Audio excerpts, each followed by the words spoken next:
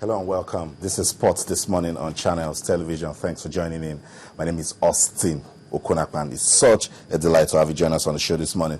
In Nigeria, the league has ended and a new drama series has started featuring the club owners and the league management company. The NPL club chairmen have demanded for a new board stating that the LMC was mandated to manage the 2012-2013 season that just finished. LMC says they did not get their mandate from the club owners and they cannot decide when their tenure ends. That's a new drama series talking about local football in Nigeria. Wait to see how that one will end when the Congress meets on the 28th in Warri. Okay, we'll also talk about the Capital One Cup. Yes, you know, some games were played yesterday and we'll have the results today on the program. We'll talk about it. The Golden Eaglets of Nigeria, they're getting set to play Uruguay in that crucial quarterfinal games at the FIFA Under-17 World Cup. We'll talk about that one. And then David Beckham, he has got some words for Alex Ferguson. We'll listen to him. The NBA started. There's so much to talk about this morning. Quickly, let's travel to France, see some tennis, and then we'll come back. We'll talk. Don't go anywhere. We'll be right back.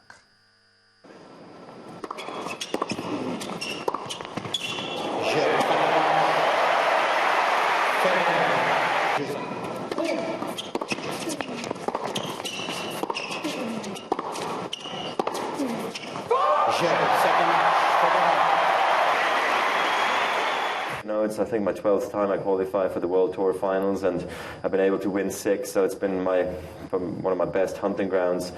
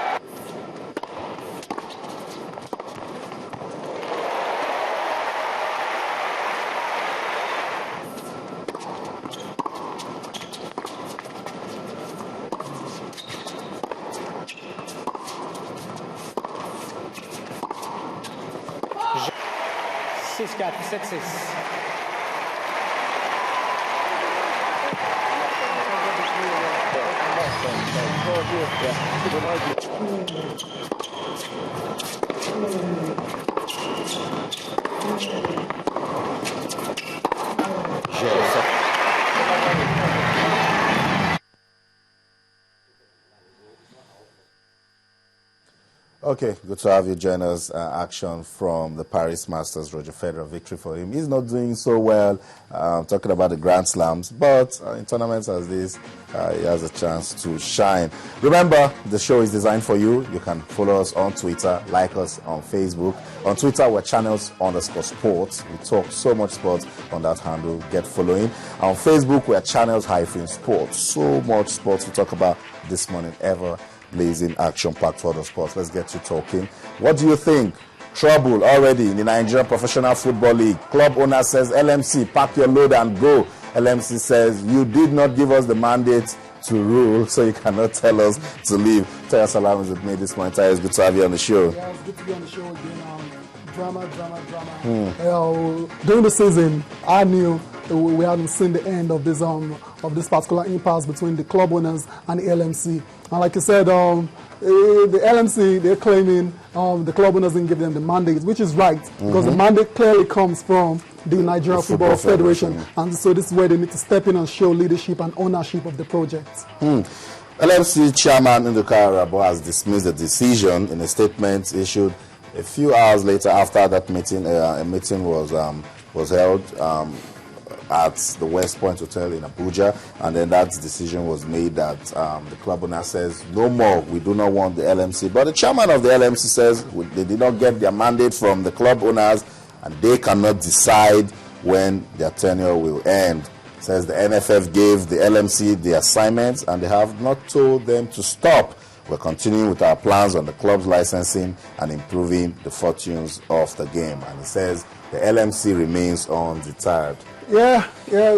What can we say about this, really? But I'm just going to say one more thing on this particular issue, which is the fact that the initiative by the NFL is a very good one. There's no doubt about it. But I don't think they've been able to handle it properly because this looks like a project, and when you do a project like this, then there's a time limit to it. You define the roles and responsibilities of all the parties involved, and I don't think they've done that so far. And that's the communique issued at the end of that meeting where the club owners said they do not want the LMC again. I'll just read through some of it as you have it on your screen. The meeting reviewed the just concluded 2012-2013 Globe Premier League season and rated it average, just as it identified some flaws in certain areas like poor officiating, insecurity at the match venues, crowd violence, as well as some administrative inconsistencies. The meeting emphasized on the exploration of the tenure of the LMC in line with the terms of the reference given to them by the Nigerian Football Federation. The meeting specially thanked the chairman and members of the LMC for their efforts in organizing the just concluded league, as well as their several innovations and suggestions on the way forward, and wished them well in their future endeavors. The meeting re-echoed the need for immediate organization of election to usher in a substantive league board in line with relevant status, governing football globally as stipulated in FIFA standard electoral codes and as affirmed by NFF in their letter to FIFA.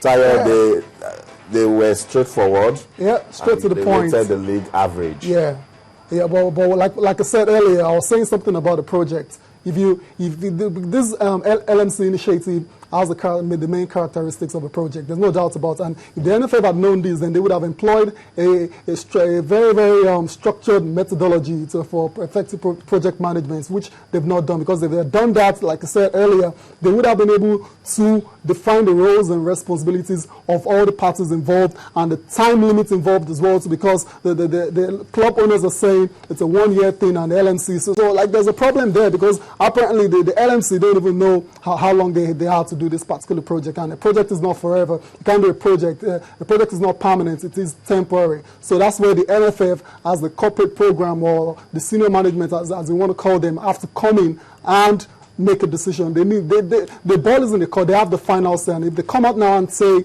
okay, it's over now, LMC, we gave you 1 year to carry out this project and you've done it well, you can go. Or do you want to get another couple of years to finish up what you started? So everything rides on the NFF, like I said earlier, and so they really need to come out and show ownership and leadership of this project.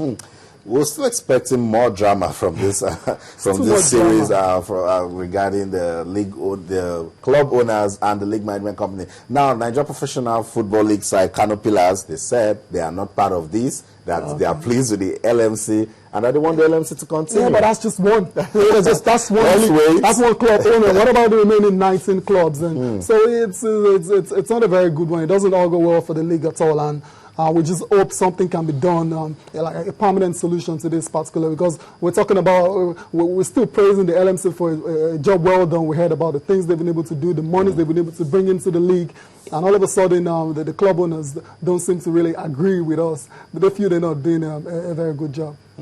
The club owners, they have a point. They want a new board for the Nigeria Professional Football League. Let's see how that one will end. Talking about this new drama series between the club owners and the league management company. Okay, let's leave the drama and talk about football that will put smiles on our faces. Absolutely. The Golden Eaglets of Nigeria, yes, they're getting ready to play Uruguay. That game will be played on Saturday, 5 p.m. Nigerian time at Saja. They are already there. They are relaxed. And it seems there's good news for Nigeria. Kelechi Iheanacho might just be fine to play that one. It might just be fine because if we miss Kelechi Iheanacho in that game, it won't be a very good one for Nigeria. But like I said, according to the coach, it's just a minor knock and it's really no big deal at all. So we expect Iheanacho to be fit for the game. And there's one more thing about this guy, Awoniyi. Awoniyi came in for Isaac's success. I feel he's done a good job so far. He hasn't scored too many goals, but it's been because I watched his interview and he was talking about just taking the opportunity that came to him after success got injured, and I'm really looking forward to see what he's going to do on Saturday against Uruguay. He's a very decent striker as well. That's how it should be. When you get a chance to play, Yeah. you take it. Not as if the team is not missing success, Yep. but Taiwo Awoniyi is doing a good job. And you remember, Asamajan watched him the other day, and Asamajan said he's this type of player. Exactly, that is very clear, very straight, leads the line very well, just like Asamoah Gyan as well too. But that's where the game is. You really don't want somebody to get injured, but when it happens, Somebody has to step in and take. That's why it's called a team. You should have depth. Exactly. I should be able to replace this injured player, and then it shouldn't be missed so badly. Not like you tied the entire team on one player. That's never a good deal at all. And you see coaches all around the world now. Yeah, agreed. They have their superstars on the team where the team is built around, but then they try as much as possible to make it a team effort. So whereby if the superstar gets injured, it doesn't really affect the team adversely. Let's say Taiwo Awoniyi doing a good job. Asma Gyan in his words says that he gets the ball, invites the defenders, and then he plays a good pass to an open player, and then you score. It just makes it easy. That's what they call bringing others into play. He does it so well. We remember Kanu Nwankwo used to do it very well for Arsenal as well, and that was when Nicolas Anelka said Kanu was his favorite strike partner because of what he used to do. He used to make the job a lot easier for him. Just bring the defenders to you. Hold the ball up and release somebody else, and he does that very well. No doubt. Then the goalkeeper, a lot of people are not very comfortable with him. I don't know your own opinion on that. Alan Pasu is learning. You can't compare the game against Sweden to the one with Iraq and Iran. Yes. You can see he made some good, incredible save. He made about saves in that game against Iran. Kept Nigeria in it when we needed to keep the lead. Absolutely. And then as the tournament progresses, his confidence will grow. Yeah, one thing we need to understand is he's a young guy as well, so he's bound to make mistakes, and we've seen the mistakes he's made while coming to take crosses, and he's not very good with judging the flights of the ball and stuff. But he's a kid who's learning. He will get better, and hopefully against Uruguay he's able to replicate the form which he showed against Iran. Because against Iran, then even though we were leading, he had to make I think he made 3 saves in a row, like a triple save. That's to keep out the Iranians, because if they had gotten those goals who knows what would have happened. The end of halftime, it would have been difficult for the Golden Eaglets. Good one. Good to see that Dele Alan Pasu. Alan Pasu, yes, well. We need to cut him some slack, please. Good to see that the team is growing. Coach Manu Garba says he doesn't believe that his team cannot concede, but he knows that they will score. Yeah. That's a good one. That's what every coach can say about Barcelona. Yeah, and one thing we also need to understand, as far as I'm concerned, scoring goals is the ultimate entertainment for football fans. If your team is scoring, then it really doesn't matter if you concede as well, as long as you're scoring more than the opposition. And this team has shown that they're a very prolific side. There's no doubt about that.